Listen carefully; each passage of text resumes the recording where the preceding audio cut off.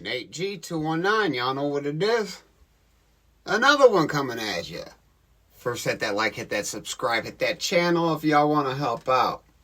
Still Christmas morning. Merry Christmas to everybody. About 9 a.m. But you know that's that irrelevance.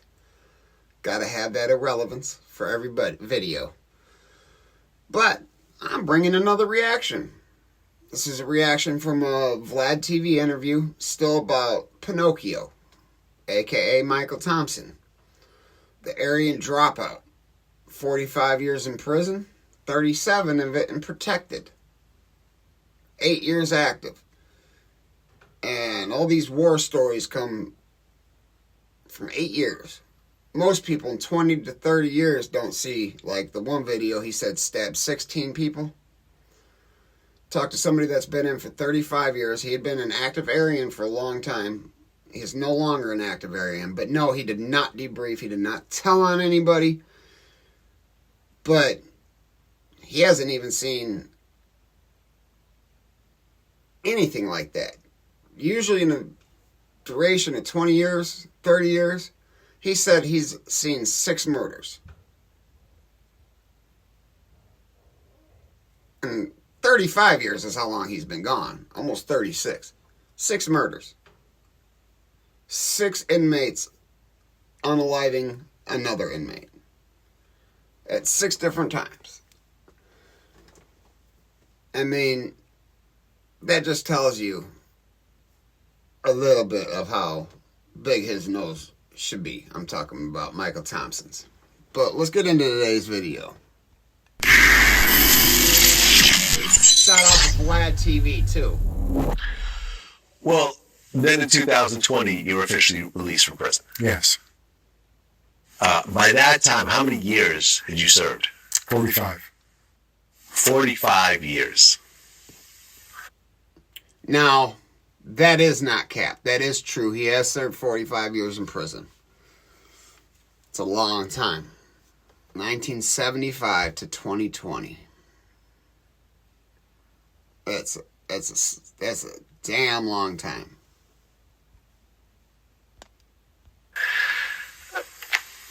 So you essentially spent twice as much time in prison than you spent outside. Yes. You know, I stepped away from the brand in 84, so I spent an additional 35 years in prison after stepping away from the brand. You know, this wasn't a 30 pieces of silver situation, or I was in trouble, so I was testifying to get out of trouble or to save myself. It wasn't any of that, and that's why I spent an additional 35 years in prison. Mm-hmm. I mean, did you expect to get out a little earlier, considering the cooperation? No. My cooperation was never considered by the board. I wouldn't allow it. Really? Why is that? Because first of all, the board definitely is going to consider cooperation. I wouldn't allow it. First of all, no inmate, no convict, no person in prison going in front of the parole board allows or doesn't allow. He might have acted like, that's not why I did it because it was right. No, you didn't. You did it because you were a coward. You were scared because they were going to take you out. They still might take you out. You're going right back. That's not why I cooperated. You know, I wasn't interested in receiving anything. My thinking was that I either do what I'm going to do because I believe it's the right thing to do, or I'm not going to do it. Now, there were decisions I made in the RICO prosecutions where I declined. I told them no. You know, and that's my prerogative. So I elected not to be. So, in a RICO prosecution, you don't get to pick and choose. It's all or none. They'll give you a deal. You give me everything, or there's no deal. That's the way it is, guys. It's not, you don't get to pick and choose who did what. You gotta, if you're telling and getting out of the gang, debriefing, you gotta spill the guts, man. You gotta tell them everything. Now, the guys I know that are former Aryans never debriefed. Their philosophy is, I didn't need the police to get me in. I don't need the police to get me out. And a lot of people do stop believing in the crap and the agenda that is taught to you by the Brotherhood, the brand. But, I mean, many do stop believing in that.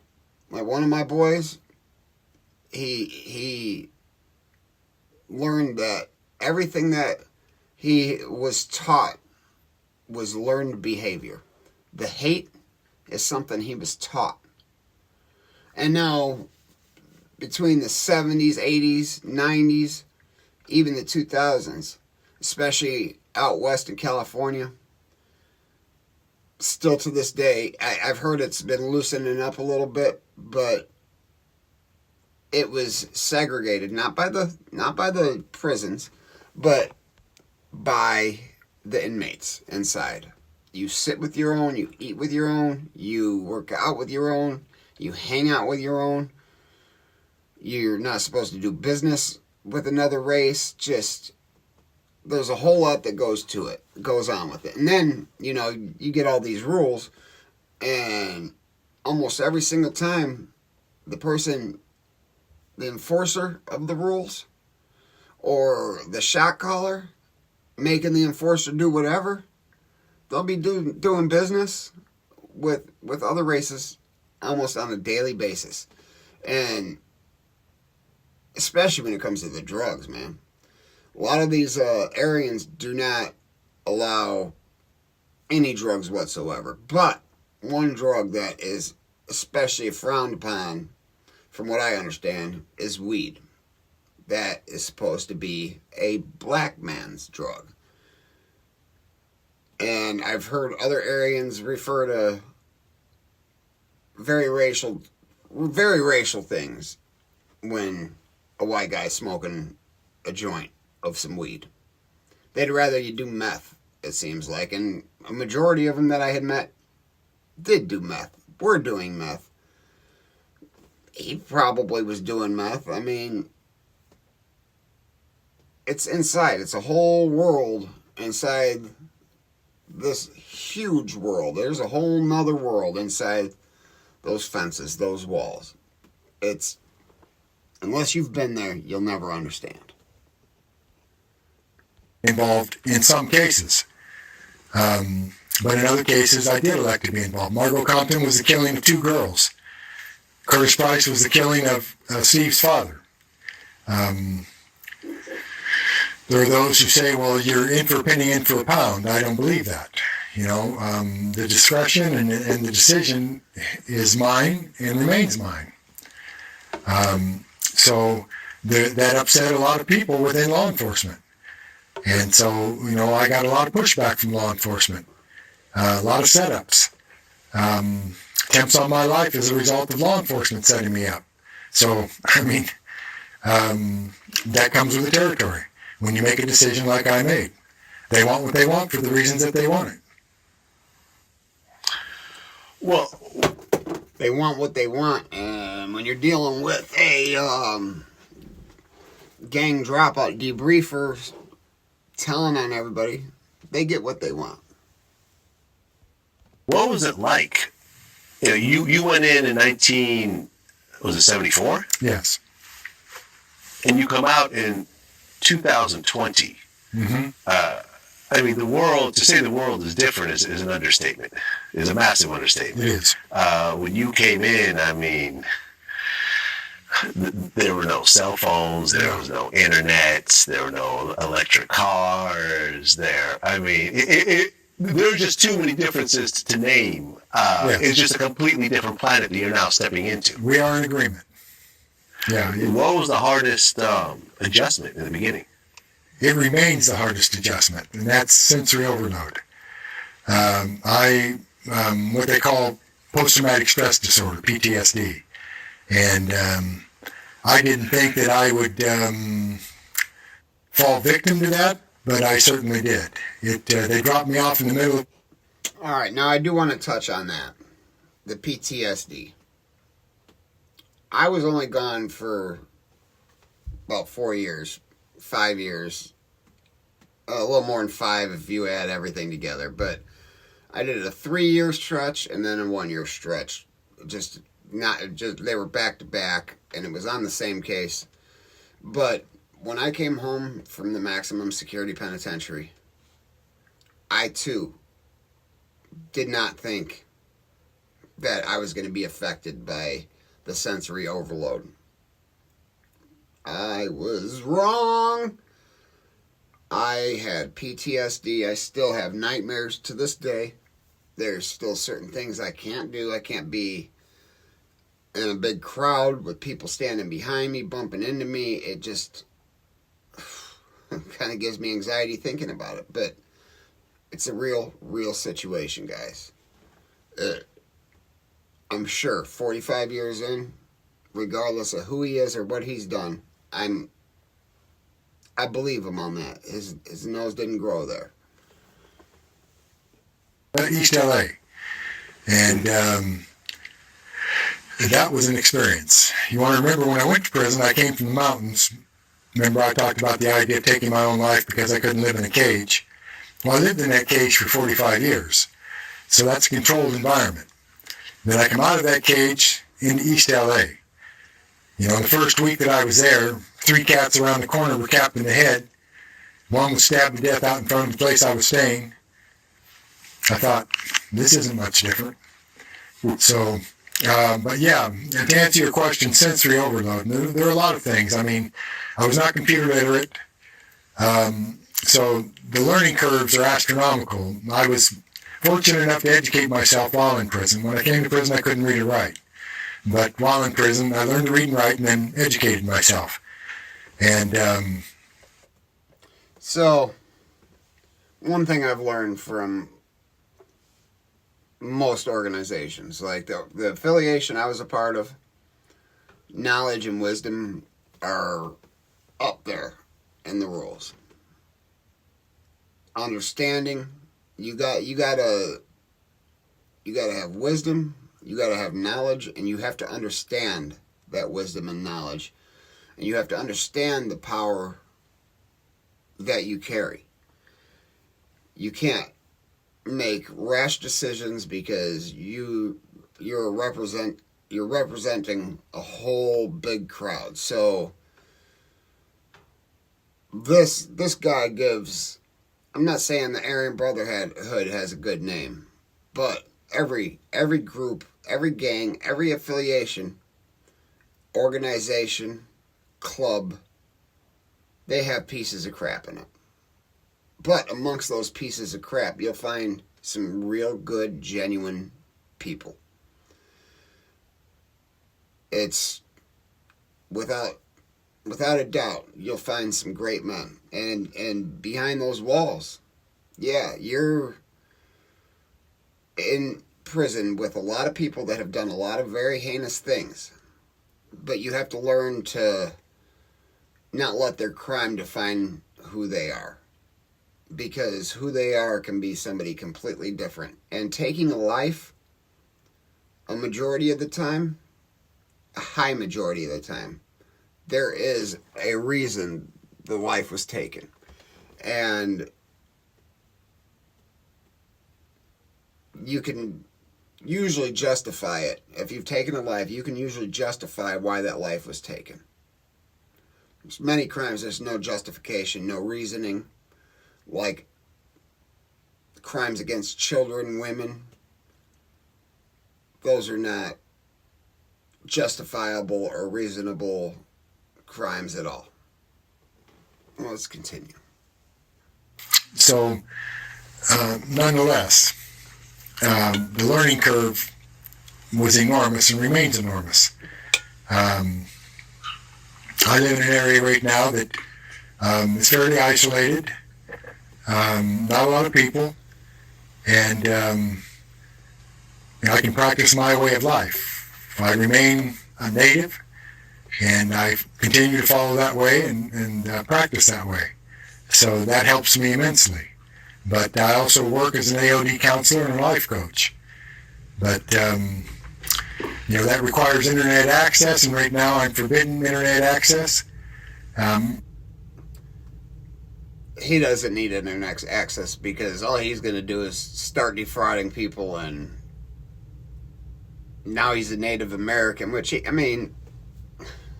there's a good chance he's a Native American, but first, gung-ho Aryan, now Native American. There was a fight because he wouldn't join the Black Panthers. I recorded 2 videos. Honestly, the second one, I don't even know what this next video entailed. I didn't know that it was on an autoplay and that it was just going to keep recording. But hey, let's check it out. Working on that. It's a matter of just working and moving forward and hopefully evolving in my humanity. He didn't evolve. He's going back to prison. Well, when you look at the Aryan Brotherhood these days, yeah, it seems like the neo-Nazis and the Aryans are essentially one organization. Yeah. It's a very... So,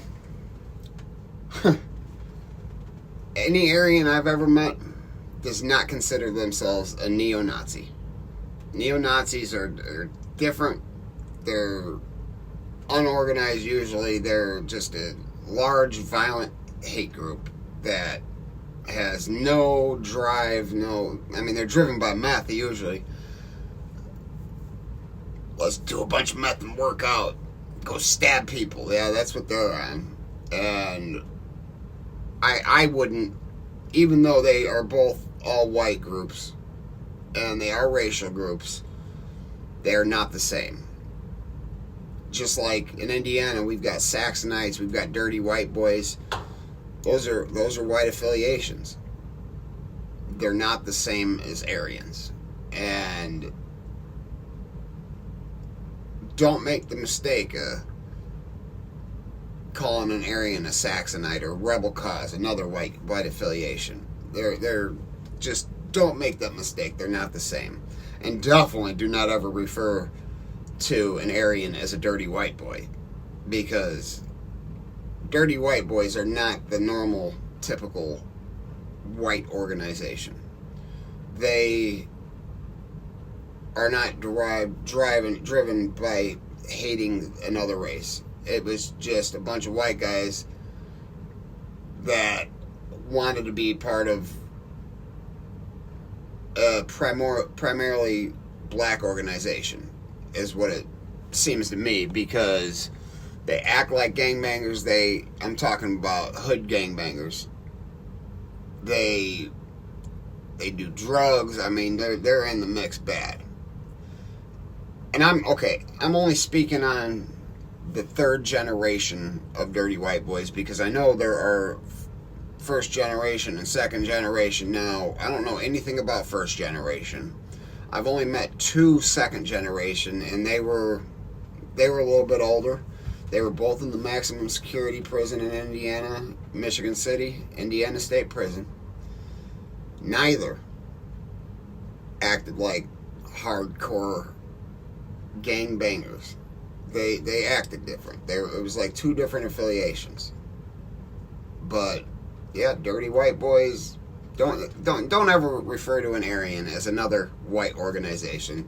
They'll take it very disrespectfully, and you'll likely get beat up badly. Let's continue. This organization, a non-white person cannot join. A Jewish person cannot join. Right.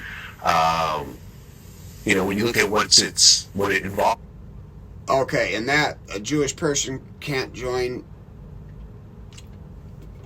Tommy Silverstein was part Jewish, and he's kind of the face of, or he was the face of the Aryan Brotherhood.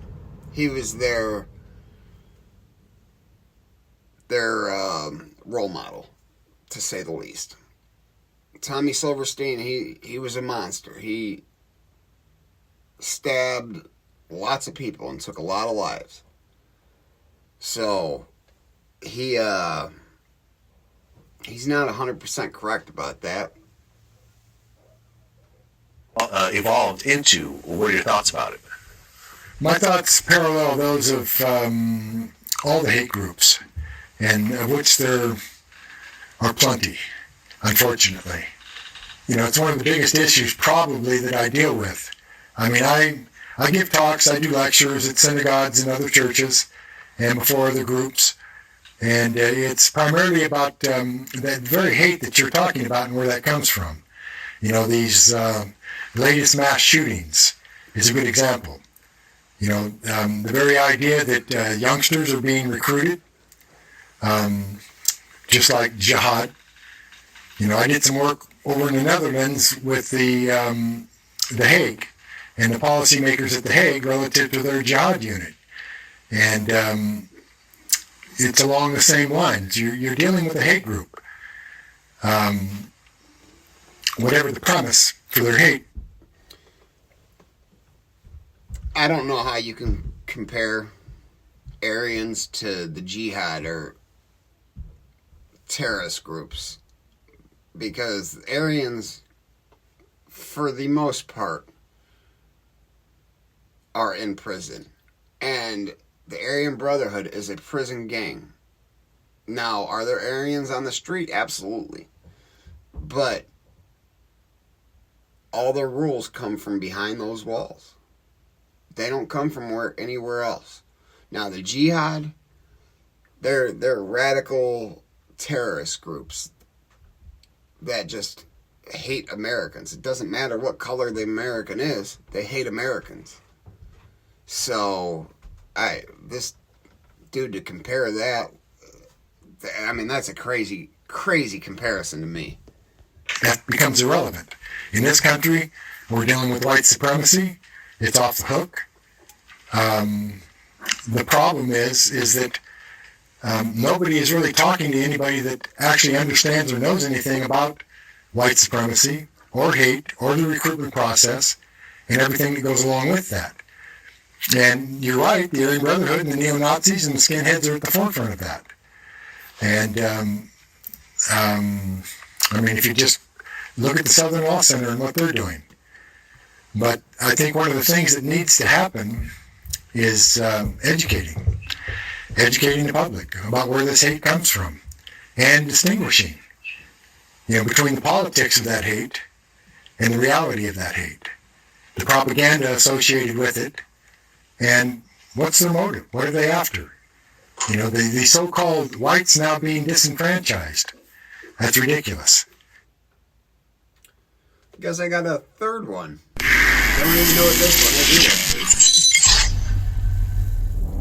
is. Last year, you ended up showing up in the news all over the place. Yes. Where you were actually charged with fraud. I was. You were charged with frauding $400,000 in unemployment benefits. Yes. What's going on in that case? Well, the case is still pending, but nothing is really going on with it other than the fact that they charged me with it. They have no evidence.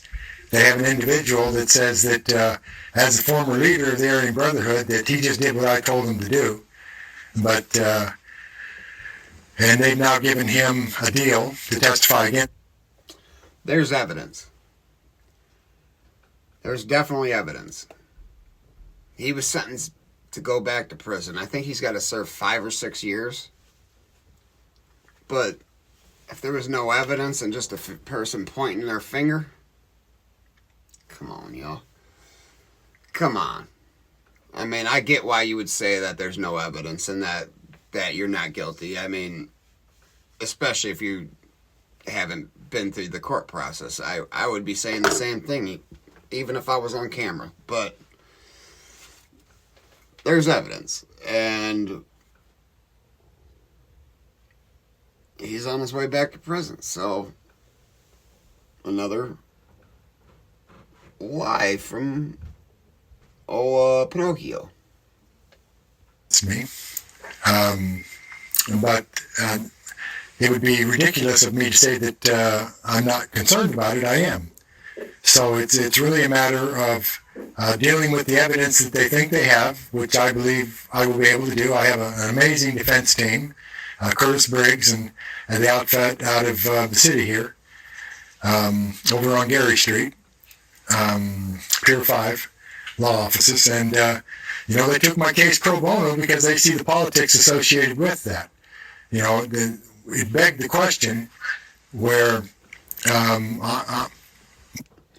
they didn't take it pro bono because of evidence or whatever. They took it because he's a large name individual. He's an infamous person. He's infamous for being an Aryan, being a liar, testifying against his former brothers, his former affiliation, his former organization, and God only knows who else. He testified. He pointed the finger on the stand to get out of prison, to get paroled. Because if I remember correctly, he had a life sentence at one point. My wife and I are the ones that provided the information that facilitated this investigation because we saw what was happening. And the investigator in that case, the chief investigator in that case, has attempted to turn it around because I'm involved. And he sees the politics associated with that. How that works, at this point, we're unsure. But by way of example, they accused me of laundering money through Live, Learn, and Prosper, its bank account and its website. Well, all this investigator had to do was ask for the bank statements. And he would have seen that that wasn't true. But instead, what he... To even believe that they didn't look at the bank statements would be ignorant and naive. To actually believe that they didn't subpoena the bank statements? Come on. They indicted him. They indicted you, Mike. They saw it. They saw the evidence. That's what's led to you. And then your partner returning your favors. Karma, bitch. Play. As he went to the Sacramento Bee and he released this article about how I was laundering money from these so-called homeless people. These weren't homeless people. This was a crew that was working out of A.K.A. on behalf of this individual who's now testifying against me.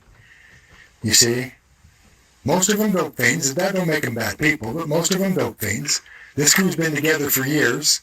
This fella and his sister were operating it. You see, but the investigator isn't even looking at that. And the irony is that when he was the head of the task force over in A.K.A., he knows all these people, but now he calls them homeless people. They're not homeless people. They knew exactly what they were doing and how they were doing it. And there's not one shred of evidence. So, for what I'm gathering, he was laundering money. He was stealing money from a nonprofit. And his partner was stealing money from him. He was stealing the stolen money.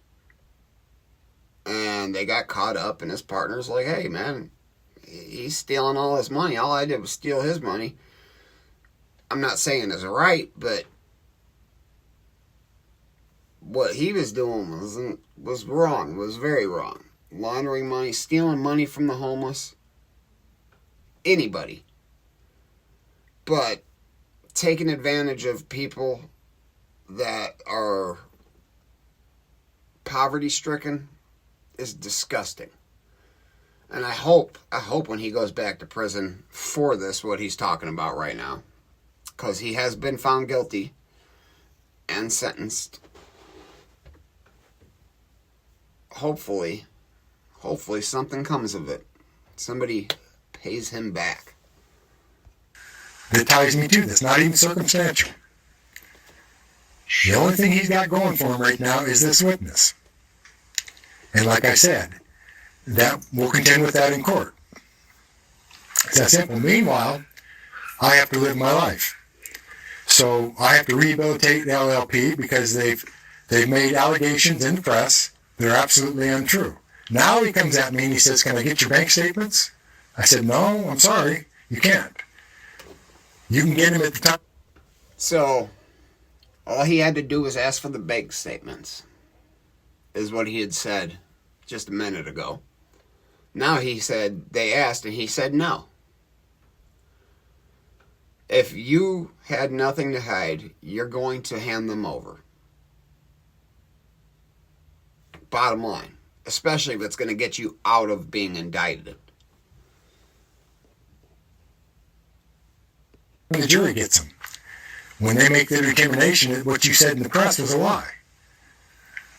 You see, but unfortunately, not always, but often that's how law enforcement works. They want what they want. I said it earlier. For the reasons that they want it. In this particular case, they want me. The investigator has told witnesses in our case not to get involved.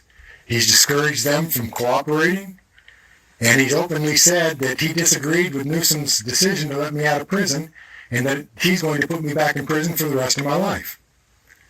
So, is it personal? I don't know. Even if it is, you probably shouldn't have gotten out.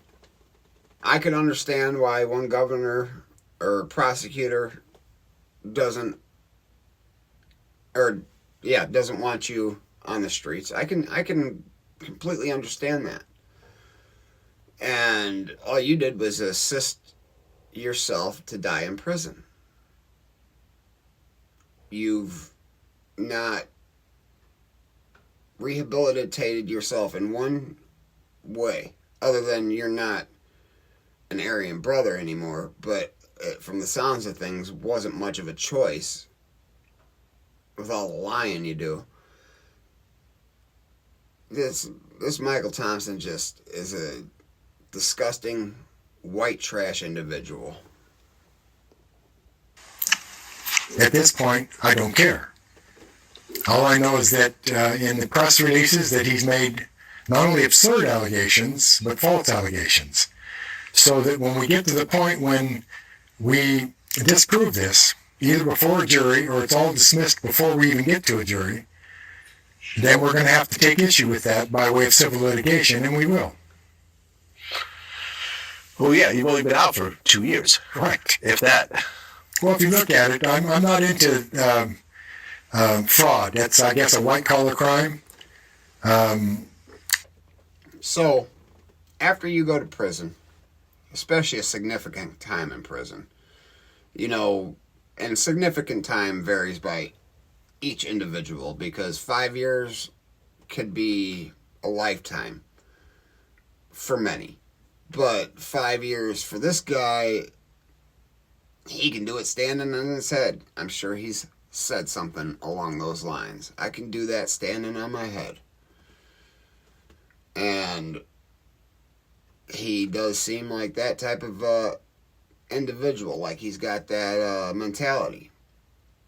I mean, 45 in, he's not 90. He spent much more time in prison than he has on the streets.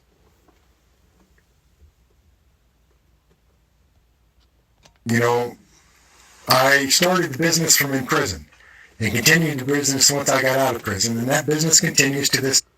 And another thing, when you serve that much time in prison, there are a lot of things you do learn. Depending on where your head is at, is how you take that, what you've learned, and apply it. Now, usually people learn to become better criminals or different criminals. Okay, I'm not going to go out there and stick a pistol in somebody's face and rob them. I'm not going to tie people up, or I'm not going to sell dope. People aren't going to catch me though if I'm just doing this. I'm not in the mix. Well, when you start dealing with money and stealing, and especially from nonprofits, the feds usually get involved. And that that may actually be what has happened. The feds may have picked up his case. And if the feds have picked up the case, the feds have like a 99% conviction rate. And that's because they don't indict you unless they have you. Unless they know it's the truth, unless they know that they can convict you, they won't even indict you. They're not going to waste all them hours and all that money for a whim. for something they think is happening, get the hell out of here. Okay. And it's difficult. It's been difficult on my wife. They tried to implicate my wife. And, I think that upsets me more than anything. But unfortunately, we have to deal with this. We have to contend with it, and we will. Yeah, well, I hope it works out for you. I mean, you just got out. Yes. You just got out after doing, a lot of years. Yes. Well, Michael Thompson, I appreciate you, sharing your story. To actually be part of an organization as fearsome as the Aryan Brotherhood, and to actually turn against that organization because of your ideals, and not to turn on it just to get out of jail quickly, but to actually turn because you felt what they were doing was wrong. Yes. Really just shows your character. Thank you. And, I hope whatever case you're going through right now works out and you can get back to living your life, outside of a cage, which is where we all belong. Yes. I don't think people realize, I did a few days in jail here and there for little things. And, the shock, that you talked about of someone who's used to moving around the world freely to suddenly being in a small cage. Yes. It is, it's something that no one really comprehends unless they actually go through it. I'm glad you said that, Vlad, because whether you do 1 day or 45 years, it's the same to me. Yeah. That 1 day is the same. To put another human being in a cage is inhumane. So, one of the things I'm after here is judicial reform, and I think I have a bully pulpit, if you will, for that, based on those 45 years. I know what it's like to live in a cage, and I can address that. And I think there are more humane ways. I think Europe is leading the way in that, you see, and they're very innovative. I'm not saying that people shouldn't be incarcerated, that there shouldn't be punishment to go along with the crime. I'm saying that the punishment should be humane.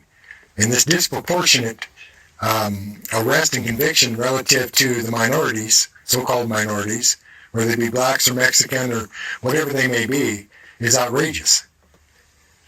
You see, a black man in this state doesn't stand a chance. That's already a strike against him. We talked about that 3 strikes crap.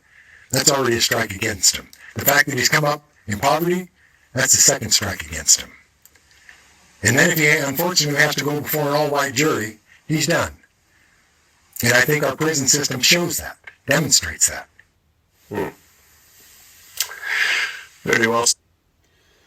All right, so that's the end of the 3 video reaction. But let me know what you guys think. This guy's just something else. He is a disgusting individual. I know that. He portrays himself as this warrior. He glorifies this warrior crap. He's nothing but a white trash piece of crap. Comes home from prison, gets right back in the mix, starts committing fraud.